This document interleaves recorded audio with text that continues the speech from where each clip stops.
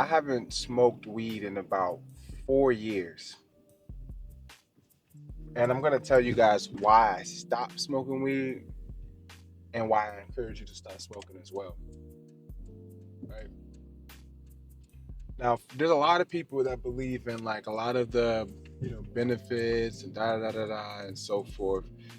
And I'm not here to debate any of those things because at a point in my life, these are the same arguments and debates I made as well. And also, this video is not for anybody who is um, not looking to stop. This video is encouragement and confirmation for those who are looking for it, who are already leading towards stopping. Right now, for me, I started smoking weed my senior year of high school when I was struggling with what I should do after high school. I didn't know what to do. I was playing football. I kept getting a bunch of injuries. I was talking to scouts and things like that. I didn't know what to do after. I didn't know what to do. I was completely overwhelmed. And I started going to we used to like hang out the day before the game, get like Burger King or McDonald's, like little like high school stuff, right? We ain't had no money. And we would all kick it. And sometimes after these things, people would, go smoke. And I got into smoking. And at first, I didn't really do it right. Because also, I grew up in that era of like Wiz Khalifa and Juicy J, and this is what was being paraded. This was being like promoted in our music from millennials who understand this, right? Everybody was talking about smoking weed, smoking weed, smoking weed. It was just the thing. It was just the thing, and then I slowly became like popping pills, and I kind of created that whole movement. And a lot of these artists were ahead of that influence for that thing, and so it became like a little thing that we would do occasionally to the point where I was like, "Yo, this feeling that I got, I I want to be able to feel that more often. I want to feel that more often." So you start to go from like once a week as a social thing to wanting to do this every day, to wanting to do this every day, to the point where it has become your identity. It has become your personality. You become a spokesperson for smoking weed. There used to be a time in your life where other things were more important or just as important. And some of you guys, nah, like, maybe you're a good father, you're a good husband, whatever the case may be, right? Where it doesn't have a control over you and you still have this thing, right? Maybe you're not that person. But for me, I was young and it was like a big motivation of mine, man. We were like trying to figure out how we can get high, trying to get higher, higher, higher, higher. Because like nothing, no high you get is gonna be like the first high you ever got. Where you're like blown for like hours. You're blown for hours. It's insane. And nothing's ever going to get to that because the more you smoke, the more you become, the more your tolerance adjusts, right? Where your tolerance adjusts. And this became to a point where I'm going to parties, I'm drinking, I'm smoking, and so forth, right? And it's wild, man. It's wild. Now, as a kid, they would tell us that, oh, marijuana is a gateway. Marijuana is a gateway. And we thought that that was to other drugs. Yeah, it could be to other drugs, but it could be to a lot of other things too, right? It could be to a lot of other things as well. So let's talk about that. Marijuana as a gateway.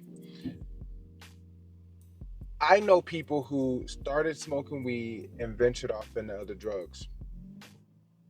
Because see, here's the thing, like I tell you, you start to chase that high that you experience and you can never get that first feeling back. You can never get it back. You will get you will get small little like windows of it with marijuana, but you won't get that same thing back, right? It becomes this chase. It becomes this chase. So some people they get tired of that chase and they look for something that is more of what they want, because we are all feeling empty inside. We're all feeling like overwhelmed. We want to escape reality. We want to escape reality. We want to escape. This is how we deal with our problems. This is how we deal with our problems, right? And you start to weaken yourself, man. When you are some people think like, no, you're opening your mind, you're expanding your mind, blah blah blah blah blah. Now, what you're actually doing is you are like removing some of your senses. You are damaging your spirit, and I'm gonna tell you how. I'm gonna tell you how. But before we dive into that, I know people who started smoking weed and started doing other drugs, and sometimes these other drugs would have been offered to me, right? Where people are like, man, you don't want to, you like they're offering you different pills to take. Pop this pill, pop this pill. So people start getting in the shrooms and hallucinogens, acid, right? Acid, different things like that. And lean. People start doing coke, right? And I've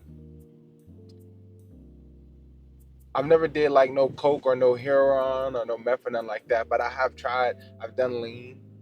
I've popped a pill before. You know what I mean? Just out partying and things like that. And so it very much is a gateway. And you might be like, oh, well, I'm just not around that crowd, I'm not around that crowd. I wasn't either. And then the crowd that you're around, they might go be around these other crowds, and these things might get introduced to you, and you might just be out. And this is what I mean about other gateways, other doors that are open when you start smoking weed, right? When you start smoking weed, right? And for other people who are technical about it, like there's this like, oh, it's CBD and THC and things like that. Now, matter of fact, I'm not even about to get all into the like weed nerd part of it, because like I said, this ain't for the people who have no intentions on stopping. You're locked in. You're locked in. It's for people who are looking for motivation and inspiration to stop. The other gateways. When I tell you guys that our battles are not of flesh, but of the spirit, that you are having a human experience, and a lot of the wars that are taking place are spiritual, right? And there's a lot of people who don't think that sin is real. They don't believe in God. They don't believe in Jesus Christ. And that's why you're trying to fill this void with things such as marijuana, things such as other drugs and stuff like that, because you don't know Jesus, you know. And it wasn't until like really my like come home call from Jesus that really allowed me to stop smoking weed. That really allowed me to stop smoking weed. You see, because it was weed and drinking and things like that. And this is the door that opens up further down the path, further down the path. The door that you open that it starts to invite demons and sin, right? I know so many of you. You have hooked up with girls, ladies. You may have hooked up with men, or whatever the case may be, right? From just smoking weed, from just smoking weed. And the characters I meet who smoke weed, these are people who are into like crystals. These are people who are into all sorts of things that are so far from Jesus. They're so far from it. And it's like, and you get to a point where it almost feels like you're people, because most people I know who smoke weed, they say, I'm spiritual. They're spiritual. And it's not like that's a false statement, right? But it's like it's only a portion of the story. It's only a portion of the story. It's only a portion of the story. It's only a portion of the story. So when I tell you this is that smoking weed, smoking weed is going to open up those doors. The sin of lust. Sin of lust. So many people that I know that smoke weed struggle with lust and get into relationships that are horrible relationships with horrible people. Let me make sure we can even see me. Good Lord, I don't get into the shade. Get into these relationships that are with horrible people, abusive relationships, And it's already this cycle, this hamster that they have themselves on with weed, right? So we're not even talking about um so lust. You're gonna struggle with lust. You're gonna struggle with gluttony. So many people who start smoking weed overconsume this marijuana itself. So for some of you guys might say, well, what about sometimes? It's like it's a thing that it's like for some of you guys, you don't need to deal with it at all because you're going to be addicted. For those of you who have a very strong personality who will dabble in it, that's cool. But some things are more addictive to you than others, right? Like for example, I can have a glass of wine, not drink wine every day. It's not something that's challenging for me to pull myself off. Drink liquor and not drink liquor every day. It's not something that kills me every day. You know what I mean? But when I was smoking marijuana, I was smoking weed. It's something that I literally, I had to smoke, or I wouldn't have an appetite. I didn't feel like myself when I was sober, right? So there's other things that you could do in more moderation, but you know yourself, and you know that I don't have a grasp over this. I don't have a grasp over weed. I don't need to do this at all because I cannot control my desire for this. It's gluttony. It's gluttony. Another sin that this will invite in. And I'll say these sins, these are like demons that will you're opening the door, inviting these demons, that evil spirit of lust, that evil spirit of gluttony, and also the evil spirit of sloth. So many of you smoke weed every day and you have become lazy. You do the bare minimum just to get by, just to be able to pay your bills, just to be able to buy the weed that you want. Some of you even have to sell weed, all because you really just want to smoke it, and now you got to sell it just because you actually want to smoke it. You have invited in the evil spirit of sloth that has made you lazy, that has made you go under lower the bar in your life, live a life of mediocrity, and you don't care because you think that you are winning because you smoke the most weed. These other people, they're not smoking out the bag. they're not you don't you get a lump sum of money, you get your taxes, you buy a pound.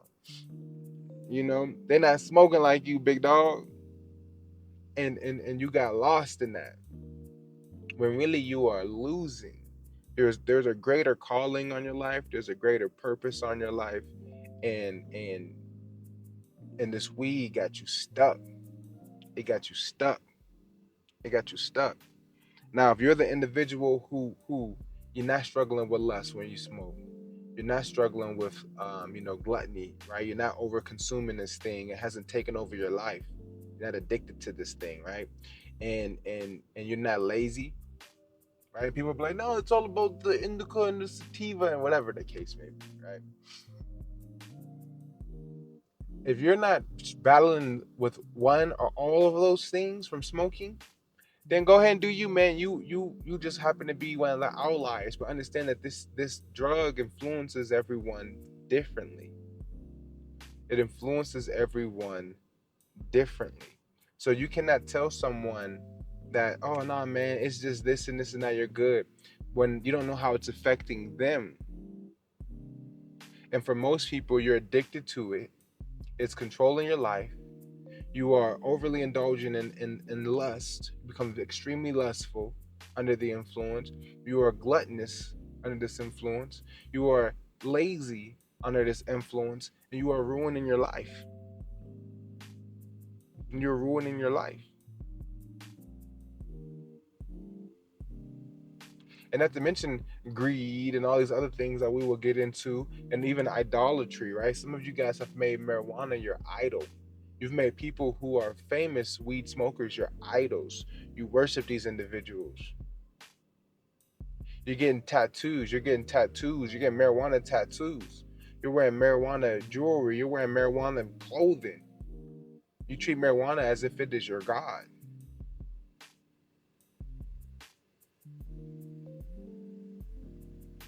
My life changed when I stopped smoking weed. It changed when I freed myself from this. I started to make better decisions for my life. I stopped. I was able to fight the evil spirit of laziness, right? To be like, I started smoking weed. I went back to school and got my degree. I couldn't do that while I was smoking because I was like, oh man, anybody got time for this? It's taking too long. Da da da da. I just want to get high and chill, play my game. And when I started smoking, I started to think about my future. I started to think about long term. I started thinking about my health. I started to get in the gym. I started to work out. I started to read more. I started to do more productive things that I could not do under the influence of marijuana. And I'm encouraging you guys, man, that even if you're like, well, I don't know if I should stop or not, well, I encourage you to at least stop for 30 days and see how you feel. Stop for 30 days and see how you feel. And then from there, if you're like, okay, maybe I'm cool, then maybe try to smoke, try once a week. And I promise you, when you pull yourself off of it for that long of a period, then you get back on it, you're going to see the blatant difference, and you're going to feel like you're torturing yourself. Because that happened to me. I would stop and I would fall back into it. And I would stop for longer this time and fall back into it. And I would stop for longer this time and fall back into it. And every time I fell back into it, I felt worse and worse and worse because I knew that I was torturing myself, and this thing was still having a control over me. And the enemy wants substance to have a control over you because you start to become self-policed. The enemy's not worried about you going out to help other people, make an impact in the world, to help change the world, anything like that, because he knows as long as you're on this marijuana, that you will never become your best self. You would never become your best self as long as you're on this drug.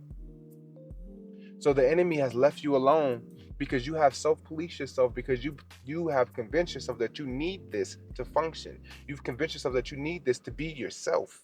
You've convinced yourself that you need this to deal with life. And in reality, all you really need is Jesus. That's it. I love you guys. Please take care of yourselves. And I'll talk to you guys soon.